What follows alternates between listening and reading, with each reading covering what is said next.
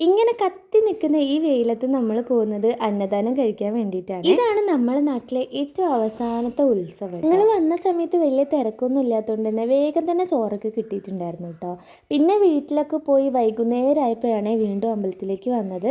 Correct താലപ്പൊലി അമ്പലത്തിൽ കയറി ആ ഒരു സമയത്ത് തന്നെയാണ് കേട്ടോ ഞങ്ങൾ എത്തിയത്. പിന്നെ അവിടെ നിന്ന് ഒരാളെ കണ്ടിട്ടുണ്ടായിരുന്നേ. ഇതെന്റെ ബെസ്റ്റ് ഫ്രണ്ട് നേഹ കേട്ടോ. ഇത് നേഹന്റെ വാവ കേട്ടോ, യാശു എന്നാണ് പേര്. കുറേ കാലത്തിന് ശേഷം കേട്ടോ ഞങ്ങൾ വീണ്ടും ഒന്ന് കാണുന്നത്. അങ്ങനെ കുറേ സമയം ഞങ്ങൾ അവിടെ ഇരുന്ന് വർത്തമാനം പറയുന്നുണ്ടായിന്. യാശൂട്ടനാണ് ചെണ്ടക്കുട്ടനനുസരിച്ച് അവിടെ നിന്ന് താളം കൊട്ടുകയും ഡാൻസ് കളിക്കുകയും ഒക്കെ ഉണ്ടായിരുന്നു.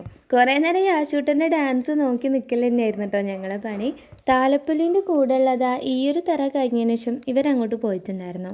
അങ്ങനെ ഞങ്ങൾ നേരെ ഫുഡ് കഴിക്കാൻ വേണ്ടി പോയേ. അങ്ങനെ അതൊക്കെ കഴിഞ്ഞ് ഞങ്ങൾ വീണ്ടും അമ്പലത്തിലേക്ക് പോയപ്പോഴേക്കും അവിടെ നല്ല അടിപൊളി തിരുവാതിര കളിക്കുന്നുണ്ടായിരുന്നു കേട്ടോ. സാധാരണ ഞങ്ങൾ കുറച്ച് നേരത്തെ തന്നെ ഇങ്ങോട്ടേക്ക് എത്തലുണ്ടായിരുന്നു. പക്ഷേ ഈ പ്രാവശ്യം കുറച്ച് വൈകിയതുകൊണ്ട് എവിടെ ഇരിക്കാൻ പോലും ഒരു സ്ഥലം ഉണ്ടായിരുന്നില്ല. അത്രയ്ക്കും തിരക്കുണ്ടായിരുന്നു. പിന്നെ ഒന്ന് രണ്ട് തറ കഴിഞ്ഞതിന് ശേഷം കേട്ടോ ഞങ്ങൾക്ക് എവിടെയെങ്കിലും ഒന്ന് ഇരിക്കാൻ പറ്റിയത്. ഇവിടെ എല്ലാ കൊല്ലവും 12 മണിക്ക് ഘണ്ടാകർണൻ്റെ ഒരു തറയുണ്ട്. അത് കാണാനായിട്ട് ഞങ്ങളെല്ലാവരും ഭയങ്കരമായിട്ട് വെയിറ്റ് ചെയ്തിരിക്കും. ഈ പ്രാവശ്യം അതൊക്കെ കണ്ടിട്ട് വീട്ടിലേക്ക് പോകാമെന്ന് വിചാരിച്ചതായിരുന്നു. പക്ഷെ ഈ പ്രാവശ്യം അതിൻ്റെ സമയം മാറ്റിയിട്ടുണ്ടായിരുന്നു. പുലർച്ചെ 2 മണിയൊക്കെ കഴിയുമെന്ന് പറഞ്ഞപ്പോൾ ഞങ്ങൾ പിന്നെ അധികം നിൽക്കാൻ നിന്നില്ല കേട്ടോ അവിടെ. അങ്ങനെ അവസാനത്തെ ഈ ഒരു തറയോടുകൂടി ഞങ്ങൾ നേരെ വീട്ടിലേക്ക് വിട്ടു കേട്ടോ.